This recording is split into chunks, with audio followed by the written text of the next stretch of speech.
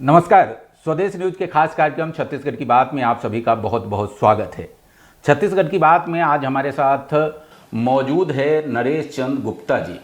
नरेश जी यूं तो भारतीय जनता पार्टी के सीनियर लीडर है, हमने लगातार इनको संघर्ष करते हुए देखा है और भारतीय जनता पार्टी जो अभी कह रही है सारे लोग बड़े बड़े नेता अपने आप को कार्यकर्ता कहते हैं, वो एक अलग विषय है, लेकिन एक कार्यकर्ता के रूप में मैंने पिछले 25 साल में नरेश चंद्र गुप्ता जी को संघर्ष करते देखा है, हर जगह पे, हर मुद्दे पे।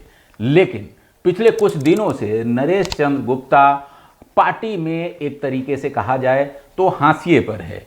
हाशिए पर इसलिए क्योंकि इन्होंने छत्तीसगढ़ की पूर्ववर्ती जो भूपेश बघेल की सरकार थी उसके खिलाफ और उसमें मौजूद सीनियर अधिकारियों के खिलाफ मोर्चा खोल दिया। इन्होंने चाहा कि जब सत्ता बदली है तो सत्ता का चरित्र भी बदलना चाहिए, सत्ता बदली है तो कार्यप्रणाली भी बदलनी चाहिए। और कार्य प्रणाली बदलने के चक्कर में जिस तरीके से इन्होंने मुहिम शुरू की उसमें ये एक विसल ब्लोअर के तौर पे भी इनकी खूब पहचान बनी। लेकिन पार्टी के कुछ लोगों को ये नागवार गुजरा और ये हाशिए पर चले आए। हमारे साथ मौजूद है, बहुत बहुत स्वागत है नरेश जी। नमस्कार। नरेश जी, क्या हुआ ये? हमने देखा इतना आप संघर्ष करते रहे लीगल डिपार्टमेंट की तरफ से, चुनाव में संगठन को संभालते रहे, सारी चीज करते रहे, क्या हो गया? आप तो भूपेश बघेल सरकार के खिलाफ ही मुहिम चलाए थे। देखिए, मैं अपने पूरे राजनीतिक जीवन पर मैं मोटा मोटी मैं जो एक्टिव सिर्फ क्राइसिस में होता हूँ, पर 98 से लेकर आज तक जब मैं अहम जिम्मेदारियों में काम करते रहा हूँ, तो उसके बाद मैं क्राइसिस के बाद मैं बाकी समय में अपने आप को अपने प्रोफेशनल एक्टिविटीज़ में इन्वॉल्व कर लेता हूँ। नहीं, प्रोफेशनल एक्टिविटीज़ में तो मैं 25 साल से आपको देख रहा हूँ, लेकिन पार्टी को जहाँ जहाँ ज़रूरत रही है हर जगह, ठीक है क्राइसिस में, लेकिन सामान्य स्थिति में भी मैं आपको देखता रहा हूँ। अभी जब सत्ता है तो सत्ता को तो बहुत ज़्यादा ज़रूरत है आप जैसे लोगों के लिए। वहाँ पर इतने सारे, और ख़ासकर तब जब नरेश गुप्ता जैसे व्यक्ति एक भारतीय जनता पार्टी के रीति नीति के अकॉर्डिंग बहुत सारे चेंजेस लाना चाहते हो। देखिए, सरकार में और सत्ता में और पार्टी में बड़ा अंतर होता है। पार्टी सरकार नहीं होती, सरकार सरकार होती है। और जहाँ तक मेरा से है और मेरी बातें हैं, पार्टी में हर स्तर पर सुनी जाती है, मुझे कोई ग्रीवेंस नहीं है। और सरकार की कार्यप्रणाली पे जब जहाँ मुझे ज़रूरत होती है मैं जाकर उस पर अपने इनपुट देता हूँ। और शहर से मुझे अभी तक, आज की डेट तक कभी ऐसा डिस्कम्फर्ट नहीं हुआ कि मुझे इग्नोर किया गया है या मुझे साइडलाइन कर दिया गया है, ऐसा कहीं भी नहीं। लेकिन एक बात बताइए कि आपका जो है, आप तो यूं ही चर्चा क्या, आपने कई, आपके पास एक सार्वजनिक मंच है फेसबुक पर जो आप लिखते रहते हैं, उससे तो बहुत कुछ क्लियर होता है कि आप का दर्द जो है वो कहीं बयान होता है। दर्द नहीं, देखिए दो चीज़ें हैं। मैं सिर्फ राजनीतिक व्यक्ति नहीं हूँ, एकदम क्लियर। मेरा जीवन 24 घंटे का राजनीति नहीं है। मैं एक मानव हूँ, इस प्रदेश का पुत्र हूँ, इस धरती का पुत्र हूँ, तो वो कंसर्न भी मेरा होता है। मेरे और बहुत सारे भावनाएं, सारी भावनाएं राजनीतिक नहीं होती हैं, सारी भावनाएं कतई राजनीतिक नहीं होती है। एक बीइंग ए ह्यूमन बीइंग, मैं आदमी भी हूँ, जीता जागता भी हूँ। सोसाइटी की बहुत सारी चीज़ों का, सिर्फ सरकार नहीं, समाज की बहुत सारी चीज़ों से मैं प्रसन्न होता हूँ, कहीं दुखी होता हूँ। और मैं छत्तीसगढ़ को अपनी माँ मानता हूँ। मेरा सारा फोकस छत्तीसगढ़ के आने वाले बच्चों को, इस धरती माता को और उन बच्चों के विकास, उनका जीवन शैली, इस पर मेरा बेसिक फोकस है। तो भूपेश बघेल ने ऐसा क्या कर दिया कि आप जो है पहले भी जब विपक्ष में थे तो भी, सत्ता में आ गए तो भी, भूपेश बघेल, उनकी सरकार, उनके अधिकारी जो उस समय प्रमुख पदों पर थे, उनके पीछे एकदम हाथ धो के पीछे पड़ गए? देखिए, बहुत मैं अब आपकी जो भूपेश बघेल की सरकार, भूपेश बघेल ने इस प्रदेश को गत में ले गया। एक नया, मतलब जो छत्तीसगढ़ जिस डेवलपमेंट के राह पे चल रहा था, देश के एक बहुत अग्रणी राज्यों में आ गया था, उसको उन्होंने ख़त्म कर दिया। छत्तीसगढ़ में उस पूर्ववर्ती सरकार ने भ्रष्टाचार ही सिर्फ भ्रष्टाचार, भ्रष्टाचार और भ्रष्टाचार, लॉ एंड ऑर्डर समाप्त, भ्रष्टाचार करना है। इन्होंने अधिकारियों को कंपेल करके, उनको लालच देकर, उनके साथ मिलकर छत्तीसगढ़ में लूट तंत्र स्थापित कर दिया। तो इसका तो विरोध करना पड़ेगा ना।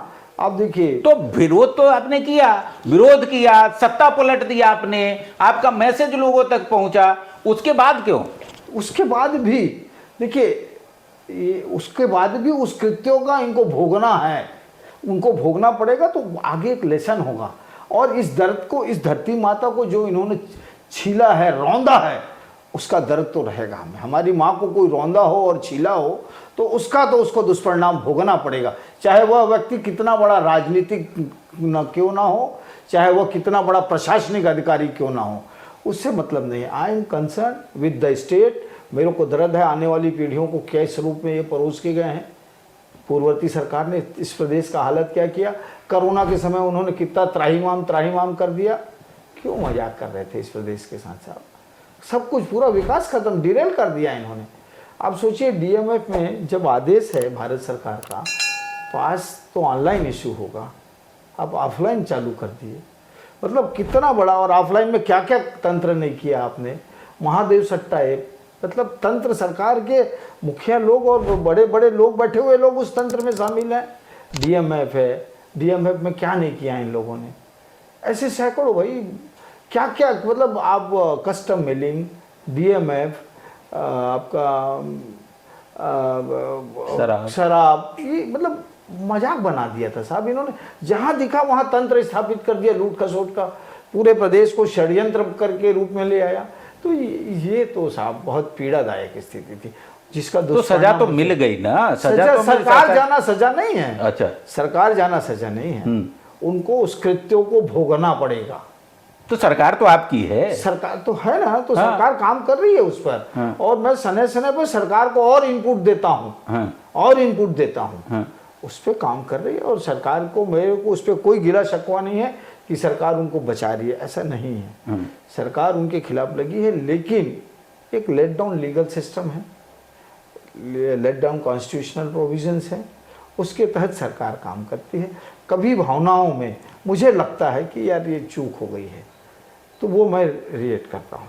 लेकिन फैक्चुअली रिएक्ट करने के साथ साथ मुझे ये एनालाइज भी होना चाहिए प्रत्येक व्यक्ति को कि उसकी लीगल पोजीशन, फाइलें, काम करने वाले अधिकारियों का सरकमस्टांसेस, उनके पास क्या क्या डॉक्यूमेंट्स अवेलेबल है, और जो आपके पास अवेलेबल है वो उनको अवेलेबल कराया है कि नहीं आपने। तो ये सारी चीज़ें होती हैं, और मुझे लगता है कि ये बहुत सारी चीज़ों में अभी ये बहुत तकलीफ में आने वाले हैं लोग। पिछली सरकार में एक खैरागढ़ टेम्पलेट जैसी बात हुई थी, जिसकी आप खूब चर्चा करते रहते हैं। क्या था ये खैरागढ़ टेम्पलेट, क्या हुआ था? और उसमें बहुत सारे अधिकारी थे, जिसमें एक मुनीम भी थी जिसकी आप चर्चा करते रहते हैं, भूपेश बघेल के मुनीम। देखिए, आज मेरा जो भी वजूद है जी, जो भी काम कर रहा हूँ, जो भी मेरे संस्कार हैं जी, वो राष्ट्रीय स्वयंसेवक संघ और भारतीय जनता पार्टी से जी, जी, उन्हीं से मैंने आज स्थान यहाँ तक पाया। जी। तो मैं इन संस्थानों के लिए हमेशा कृतज्ञ हूँ। और कृतज्ञ कहना सब छोटा शब्द है, मेरे रच रच में बसा हुआ है। मुझे कोई दर्द नहीं, कहीं कुछ भी नहीं है, मैं कहीं साइड लाइन नहीं हूँ, कहीं कोई स्थिति नहीं। I am very much happy. Party ने मुझे सब कुछ दिया और समय पर देते रहती है। जी, जी। जहाँ तक सवाल है खैरागढ़ टेम्पलेट, खैरागढ़ टेम्पलेट तो शायद वो सेकेंडरी स्टेज में था। खैरागढ़ टेम्पलेट को इन्होंने इंट्रोड्यूस किया था लोकल बॉडीज इलेक्शन के समय, जो बाद में कन्वर्ट हुआ खैरागढ़ टेम्पलेट। उस पर तत्कालीन अधिकारी, so called that intelligence person, और एक मुनीम, जो मुनीम के रूप में सबसे बड़ा इस प्रदेश को नुकसान पहुंचाया। शायद वो मेरे शब्दों पर गौर न करते हुए मेरे भावनाओं पर गौर करें। वो उस समय तत्कालीन डीजीपी के रूप में काम करता था वो मुनीम। इतना अहम रोल था उस आदमी का। तो जो मैं दर्द बोलता हूँ ना, उसका दर्द यही है, जो आदमी जिस हैसियत का नहीं हो, जिसकी वो काबिलियत न हो, जिस पद का नहीं रहता हो, उस पद के पावर को एंजॉय करे। खैरागढ़ टेम्पलेट वह स्वरूप था जिस पर भारतीय कांग्रेस के अधिकारी जो हैं, कांग्रेस के एजेंट के माफिक काम कर रहे थे। एजेंट के माफिक, they are not working for the government, they are working for ruling Congress party and the leader of the Congress, वो एक एक विधानसभा का, एक एक नगर पालिका का, भारतीय जनता पार्टी के एक एक अधिकारियों का, पदाधिकारियों का वो क्रूशियल एनालिसिस करके सरकार को रिपोर्ट देते थे। और रिपोर्ट ही नहीं देते थे, ये भी बताते थे ये हराया कैसे जाएगा इसको। वो भी रिपोर्ट देते थे हराया कैसे जाएगा और उसको कैसा अदरवाइज ट्रीट किया जाए, उसको डिफ्यूज कैसे किया जाए, उसके घर परिवार में कौन शासकीय कर्मचारी है, को इसको वैसा फंसाया जाए, कैसे झूठे मुकदमे किया जाए, ये सारा एनालिसिस उस टेम्पलेट में देते थे। तो ये ऐसे अधिकारियों को आप बोले कि क्षम्य कर दें, तो ये सरकार तो मतलब वो कांग्रेस के लिए काम करते थे इसलिए नहीं, ये इनका बिजनेस नहीं था। It is not their let down business. तो ये जो काम किए हैं उसको भोगना तो पड़ेगा उनको, और ये सरकार उनको उस पनिशमेंट पर लाएगी। जो भारतीय जनता पार्टी के ही कई आप जैसे नेता जो है कि भारतीय जनता पार्टी के कुछ नेताओं को जो है वो अपने संरक्षक के तौर पे बाद में बनाए, फिर वो कोशिश हुई, तमाम तरह की कोशिश के बावजूद जो है तो देखिए यदि कोशिश होती ना, बड़े लोग कोशिश करते जी, तो आज तक वो वहाँ नहीं होता जी, ये तय है। यदि वो कोशिश करता और यदि वो ईमानदारी से लोग ऐसा कोशिश नहीं, लेकिन आप जैसे लोग जो है बीच में उसको पंचर भी तो कर देते हैं। नहीं, जब मैं तो पार्टी का आपसे अनुरोध है, मुझे नेता नहीं, मैं पार्टी का एक अदना सा कार्यकर्ता हूँ जी, करता ही रहूंगा। मैं कार्यकर्ता के रूप में ही अपने आप को प्रसन्न समझता हूँ जी, और कोई इशू नहीं है। और यदि कोई इसके साथ बड़ा आदमी होता ना जी, तो आज बहुत बड़ी जगह पहुंच जाता मैं जी, और वो बड़ी जगह मेरे शिकायतों की वजह से नहीं या किसी की शिकायतों की वजह से नहीं, अपने कर्मों की वजह से आज ये भोग रहा है। जी, कर्मों की वजह से भोग रहा है। यदि वो अपने कर्म को, जब उसको समय मिला था, जब वो सरकार इलेक्शन कमीशन ने उसको जब एक स्पेस दिया था कि ये नहीं, ये करना है आपको, यहाँ से वहाँ ट्रांसफ़र करना, उस समय भी ये उछल कूद बंद करता तो शायद कोई बात समझ में आती कि सरकार के दबाव में था। ये जो 10-20 लोग जो है ना, ये कोई सरकार के दबाव के ऑफिसर नहीं थे, they are self performing officers. ये बीजेपी के नेताओं को और सिस्टम को ख़त्म करके, करप्शन पैदा करके कांग्रेस के साथ सॉफ्ट कॉर्नर मिलकर इस प्रदेश को लूट रहे थे और बीजेपी के नेताओं के खिलाफ कार्रवाई कर रहे थे। तो ये सेल्फ परफॉर्मिंग लोग थे, तो इनको पनिशमेंट झेलना पड़ेगा। एक कोषाध्यक्ष भी हुआ करते थे कांग्रेस के, आपने कहाँ गायब कर दिया उनको? और आप इतनी तारीफ किए जा रहे हैं सरकार की, सिस्टम की, 2 साल से ज़्यादा हो गए, उनको देश में कहाँ छुपे हुए ढूंढ नहीं पाई आपकी? देखिए इस पर भूपेश बघेल और राहुल गांधी, सोनिया गांधी और प्रियंका जी भी आज की डेट में आ गई हैं जी, इन सबको बयान देना चाहिए। बाकी भागने वाले लोगों के लिए तो बयान देते हैं जी, इसने कितना बड़ा स्कैम किया इस प्रदेश में। जी, कांग्रेस के तत्कालीन कोषाध्यक्ष ने कितना बड़ा स्कैम किया, उसका जवाब देना चाहिए कांग्रेस के लोगों को।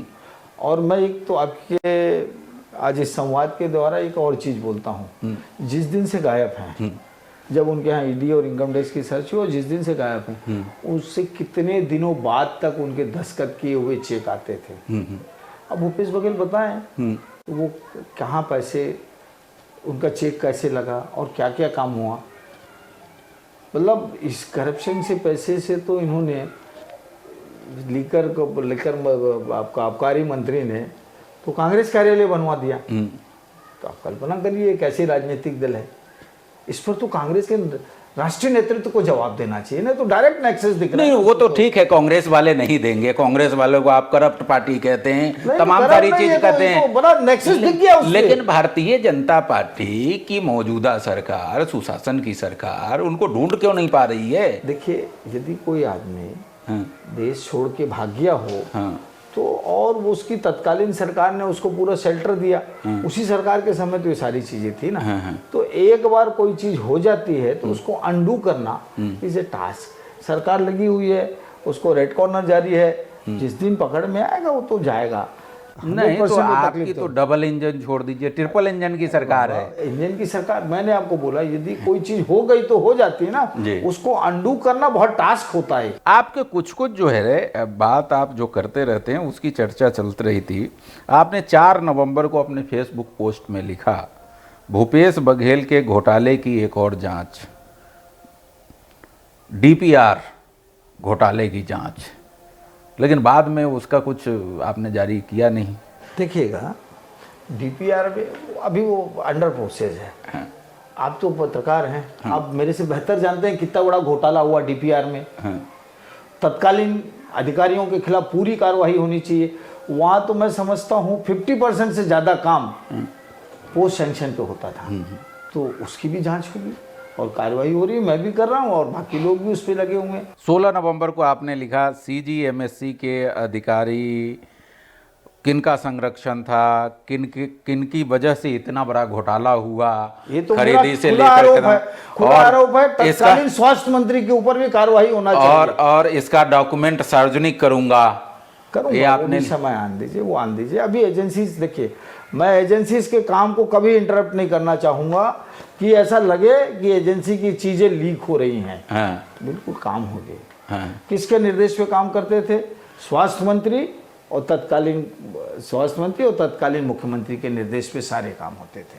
स्वास्थ्य मंत्री कहते हैं कि हमारी तो कोई भूमिका थी नहीं। मैंने एक इंटरव्यू में पूछा सारा सवाल, तो बोले कि मेरी तो कोई भूमिका नहीं थी। कि यदि तत्कालीन स्वास्थ्य मंत्री की कोई भूमिका नहीं थी तो तत्कालीन स्वास्थ्य मंत्री उस बात को बोल दे। यदि उनका कहीं पे भी इन्वॉल्वमेंट दिख रहा है तो क्या उसको कन्फेस करेंगे?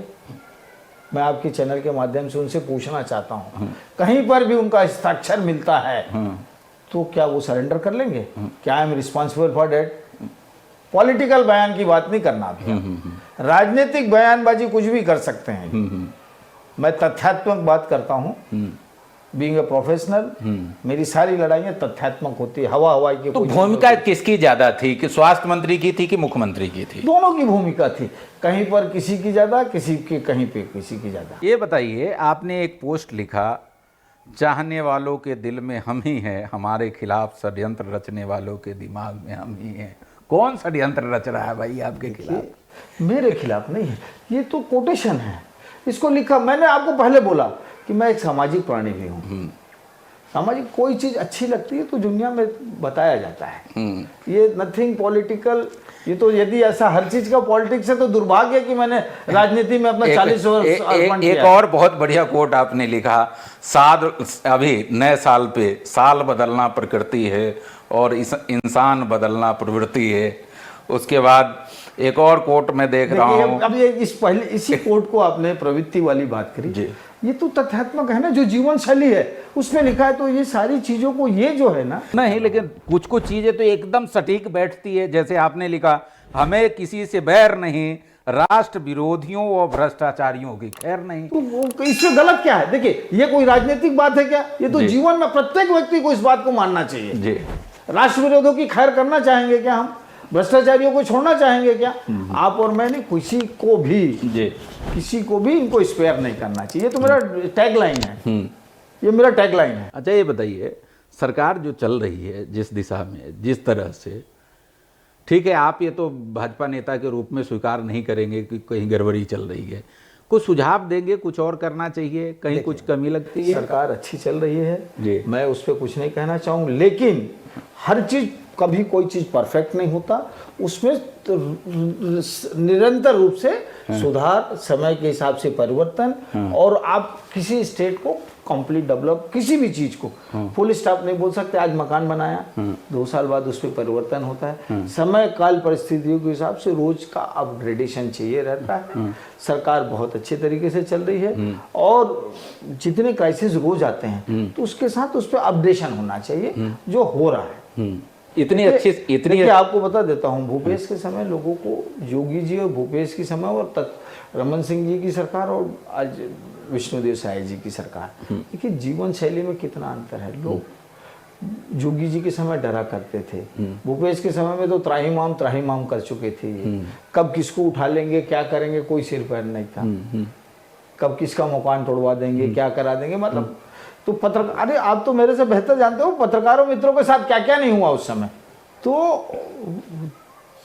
ग्रेजुअली चीजें आ रही है ना, चीजें सुधर रही हैं। आज भय और आतंक का माहौल नहीं है। वो तो बिल्कुल, उससे मैं कुछ हद तक सहमत हूँ, लेकिन ये बात तो आप मानेंगे कि सीएम साहब की सज्जनता का नाजायज फायदा उठाया जा रहा है। इस बात को तो कम से कम मानेंगे। एक बात आपने मान लिया ना, सीएम बहुत सज्जन आदमी, बिल्कुल, नो डाउट, तो सज्जन है। हाँ।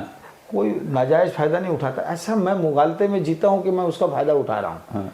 वो मुगालता है मुझे। हाँ। फ़ायदा उठाने वाले ना ऐसा सोचते हैं कि मैं फ़ायदा ले रहा हूँ, लेकिन अल्टीमेटली गलत तरीके से फ़ायदा नहीं ले पाता कोई। शॉर्ट पीरियड को छोड़ दीजिए, किसी बात को बेटा भी बाप को एक बार बेवकूफ़ बना के चल देता है ना,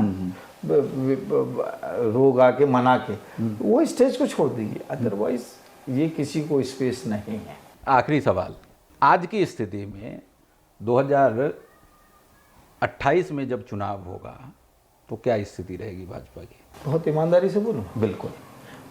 देखिएगा, जब हम चुनाव पे जाते हैं, चुनाव में जाने का एक प्रक्रिया होती है, ठीक। हम आप कंपेयर करिए भूपेश की सरकार से, और भूपेश ने डॉक्टर रमन सिंह जी से 18 से 23 सरकार चलाया। उसने टेकअप लिया 18 और 23।